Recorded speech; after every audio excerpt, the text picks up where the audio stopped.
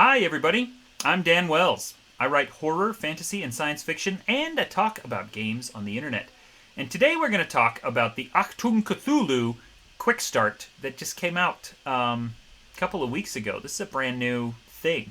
Achtung Cthulhu has been around for a while, and it is kind of a cross between the kind of standard eldritch horror, undefeatable evil that you get from Call of Cthulhu with the pulp adventure of a World War II kind of setting. So imagine all the Nazi punching stuff from Hellboy or Indiana Jones mixed with the really dark eldritch abominations rising up to kill us that you would get in a Lovecraft story. And that's what Achtung Cthulhu is. It's been around for a while, but Modiphius has acquired the rights and has adapted it for their 2D20 system. And this is the Quickstart. And what's great about this is that it is free. If you want to try this out, you can go to their website, you can go to DriveThruRPG, and you can get this little booklet in PDF absolutely free. So what it includes is the really kind of basic overview of the rules themselves. Excuse me, I'm just losing my voice altogether. You get the overview of the rules. You get an adventure called A Quick Trip to France. And then you get some pre-gen characters. This book does not include character generation rules because they want you to buy the full book when it eventually comes out. This is just the quick start to get you playing and introduce you to the system. Now, what I do enjoy about this a lot is that I am a fan of Modiphius 2D20 in general, and I like watching the way they adapt it for different IPs, different genres, different kinds of storytelling. So let's dig into this and have a look. One of the neat things that they've done here is they have moved away a little bit from the way that, say, Conan works or Infinity works. And they've adopted more of the kind of streamlined style of 2D20 that you get from, say, Star Trek Adventures or Dishonored. They haven't gone quite as far as Dishonored or John Carter. But what remains is this really good middle ground where you can do things quickly and easily. Star Trek Adventures is actually my favorite RPG right now because it captures the feel of Star Trek really well. It is impressive to me that the same game designers have taken the same game engine and tweaked it just a little bit here and there and are now capturing pretty effectively the tone and feel of pulp adventure swashbuckling World War II Cthulhu. So here's one of the first things they've done. So for example, the way that that Star Trek works is that every character has 6 disciplines and they have 6 attributes. And when you want to do something, you combine them. So if you're trying to use the sensors, you roll reason, which is an attribute, and science, which is a discipline.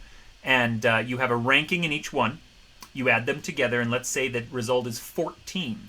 Then you roll 2 20-sided dice, and you have to get under a 14, equal or under, in order to succeed. And each die that rolls equal or under the target number is a success. And some tests require only 1 success. Some tests require as many as 4 or 5 successes. And there's ways to get extra dice and get extra bonuses and things like that. It's a really simple little system. What they've done here is they have the 6 attributes remain, slightly renamed a little bit, and then there's a bunch of skills. And the skills, in stark contrast to, say, Conan or Infinity, these skills are not connected to any of the attributes. So you actually get this really fun interplay of how to combine them. So, for example, let's look at the survival skill down here. You want to survive, and you'll have a ranking in that. And then how you're intending to survive will use a different attribute. So let's say you're going to, use your knowledge of the wilderness to find food, to find shelter, to figure out which way is north, and use that to kind of find your way out of the wilderness back to civilization. That's going to be insight and survival. But what if, you need to make a roll that's just based purely on your ability to withstand harsh conditions, extreme heat or extreme cold, something like that. Well, then that's going to be brawn and survival. Or maybe you need to keep going because you've already failed a brawn and survival roll, and you are, dehydrated, and maybe you're starving, but you just are going to keep going and you're going to complete your mission. Well, that's going to be will and survival. And so the combination of these little things is really kind of fun, and there's a lot in there.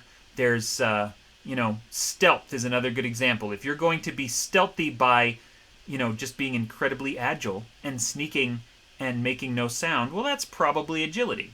If you're going to be stealthy by watching the guards so that you can time when you're going to move based on when there's no guards looking at you, well, then maybe that's going to be reason and stealth.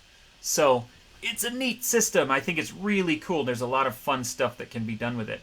Then, it's got focuses that allow you to basically have a higher crit range for your rolls and achieve more successes if you are really good at a particular focus.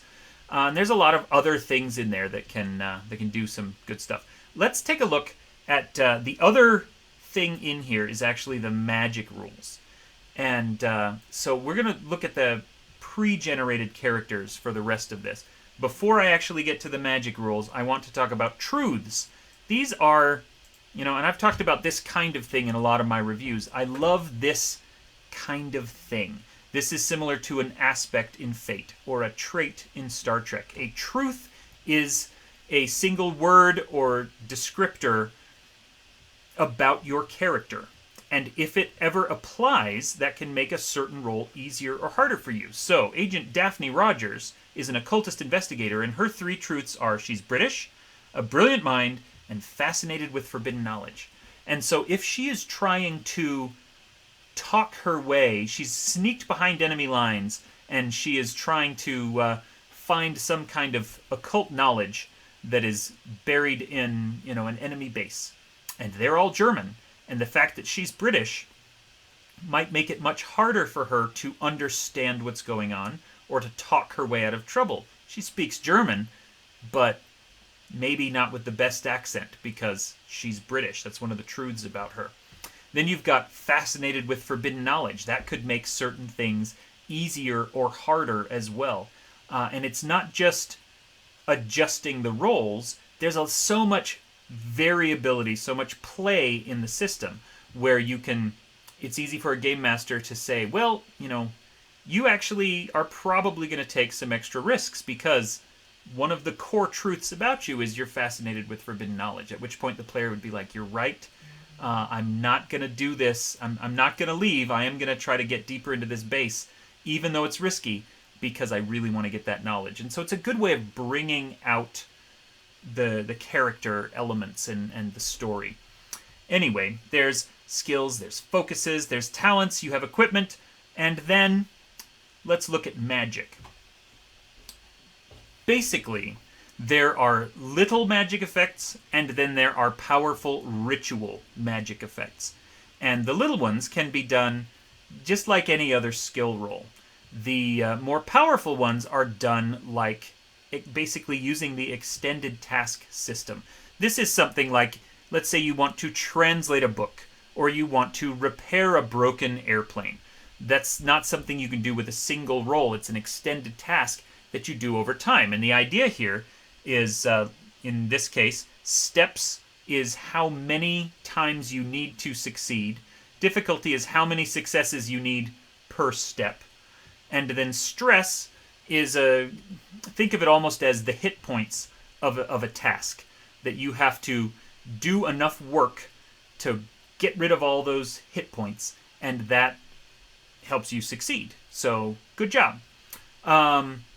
That's how rituals work. And I actually think that is a really wonderful way of showing how large magic rituals can work, because it's not just a single, I spend this spell slot and an action, and therefore I have summoned a demon. It's something that takes a long time, something that can cause stress, something that can create extra problems for you. And so when you are dabbling with these mythic occult forces, this longer system in order to do the magic gives you the chance, first of all, to make the magic really powerful, and second, to kind of lock that power behind some game mechanics to make it accessible without game breaking. It's a really fun idea. And so I love it a lot. It's another way in which they have adapted this pre-existing system to fit really well with pulp adventure World War II Cthulhu stories. So anyway, there you go. Now, there is the quick trip to France. There's the synopsis that I'm going to get off the page of immediately because I don't want to spoil it for anybody. Basically, it is a really slick little scenario in which the characters are, trying to sneak around and trying to get into occupied France and do some neat things. And I'm not going to spoil it except to say it's a wonderful introduction to the system. It does a good job of relying on the various pre-generated characters to tell this fun story. So if you are interested in playing this kind of a thing, it costs you nothing.